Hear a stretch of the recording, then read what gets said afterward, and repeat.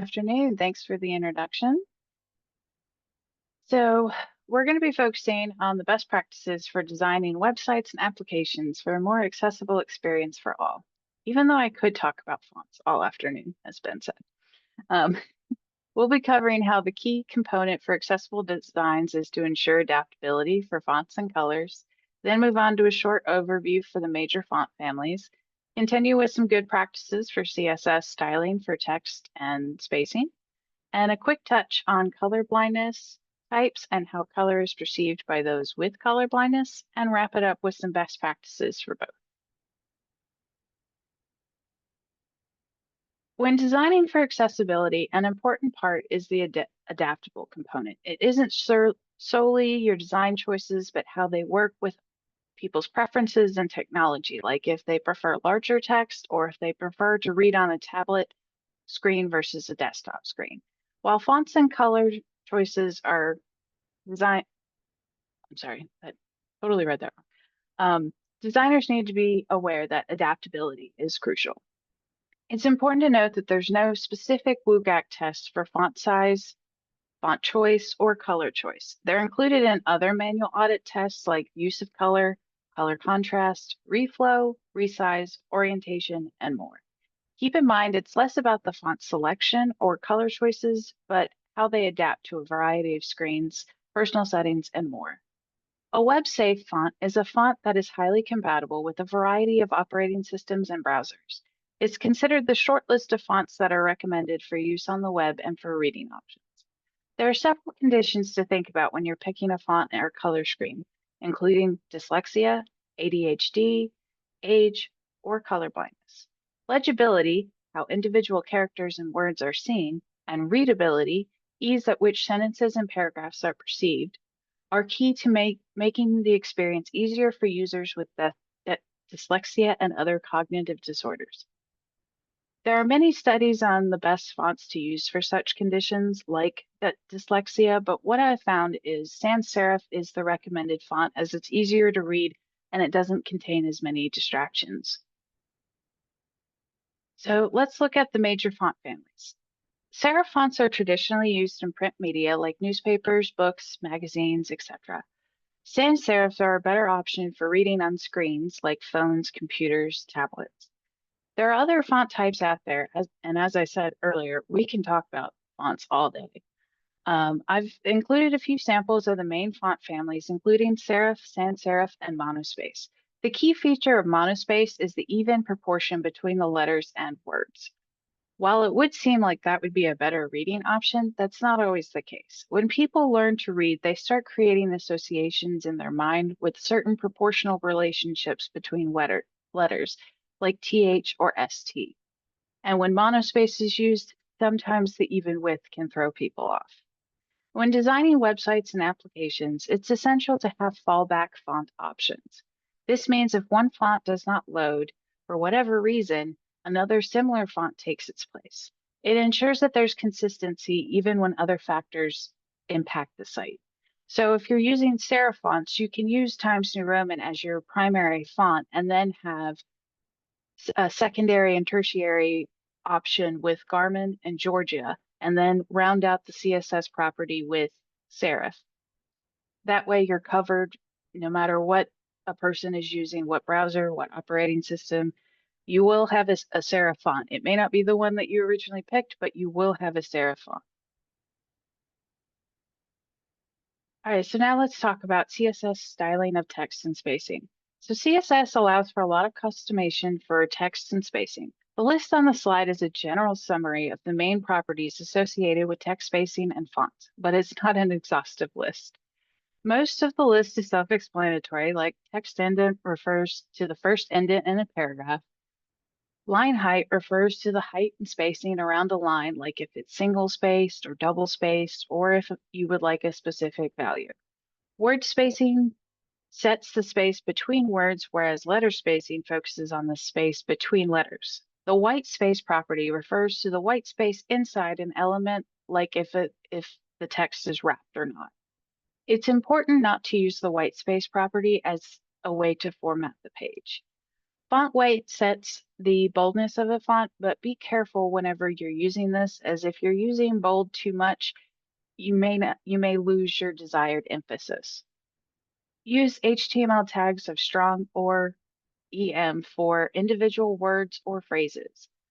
Again, in the interest of time, this list is not all properties associated with styling text and spacing with CSS.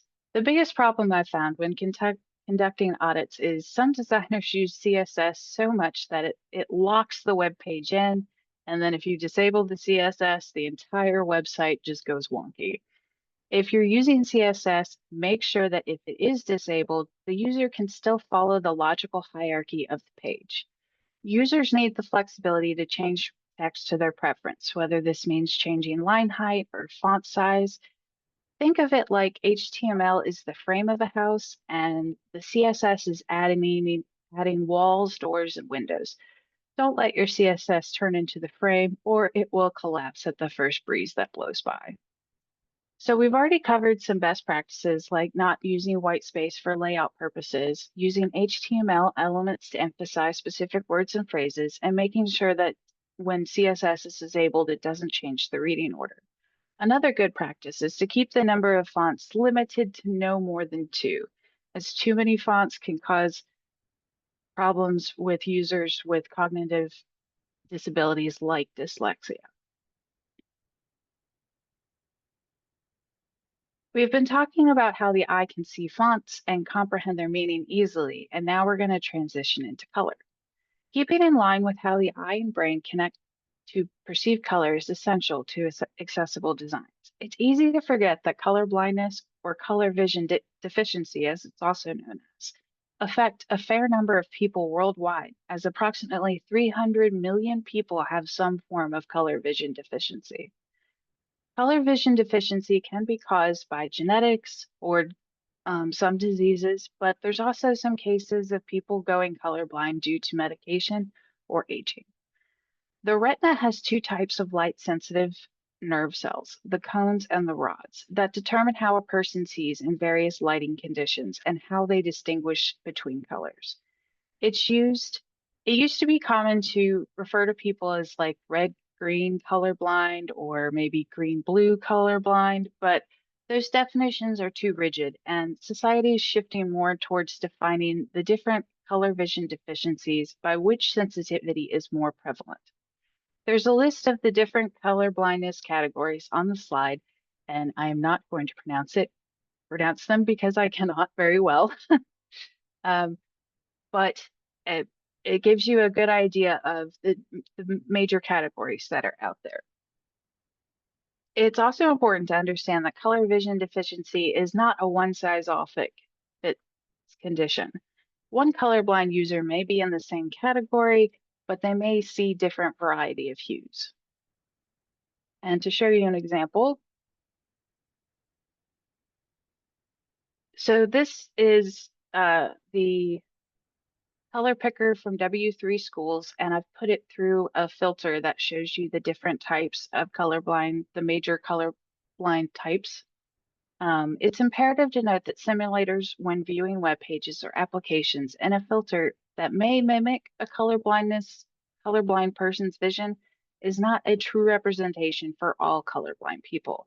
It's still useful to see how a web page may appear to, but please recognize it may not be 100% fact.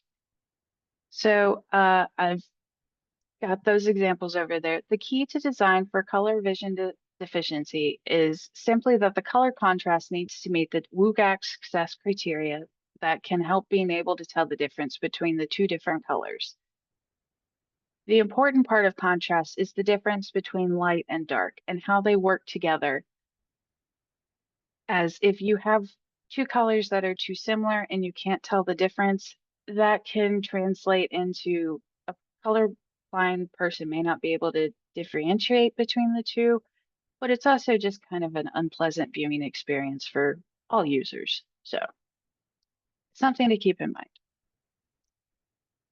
We've covered a lot of information in this webinar. Let's wrap it up with some best practices you can take and apply to your websites. Studies have proven that sans serif fonts are easier to view and comprehend on screens, but it doesn't mean you can't use serif fonts or other fonts. Consider the readability of your text and the legibility of each font before making these choices. It's recommended to use web-safe fonts and to have fallback fonts to ensure a similar experience is available to all users, no matter what device, browser, or operating system they may be using. I'd personally recommend keeping the number of fonts in a website between 2 and 3, depending on their use um, and the website itself. When designing or testing the website, be sure to test on a variety of devices, browsers, and operating systems, if possible, to make sure that all users are getting a similar experience. While CSS is great and can be used to style text and components of a website, make sure that if you disable it, the website maintains the same reading order and the same hierarchy of information.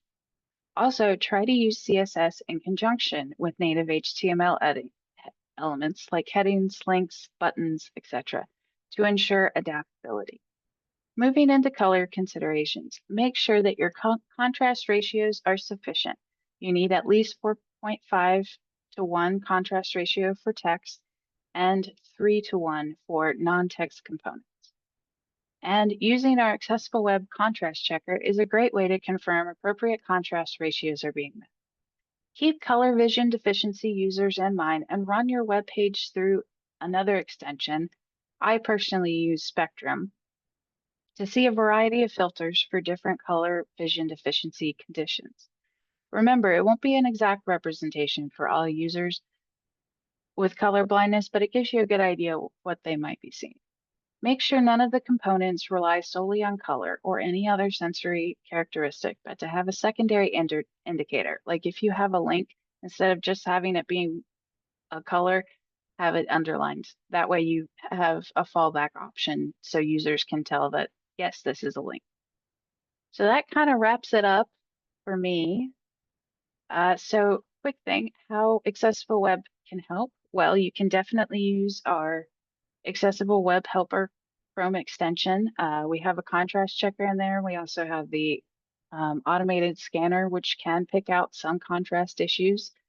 It also has different helpers when you're running through the guided manual audit so that you can test resize and reflow. So resize is where you blow up the web page to up to 200%, and then reflow is where you set it to a specific screen size and then zoom up to 400%. You'll also get a very clear picture of your fonts when you do this. But there's other ways that Accessible Web can help. If you ever have any questions, feel free to reach out to us. And we have all kinds of things we can help you out with. Just give us a shout.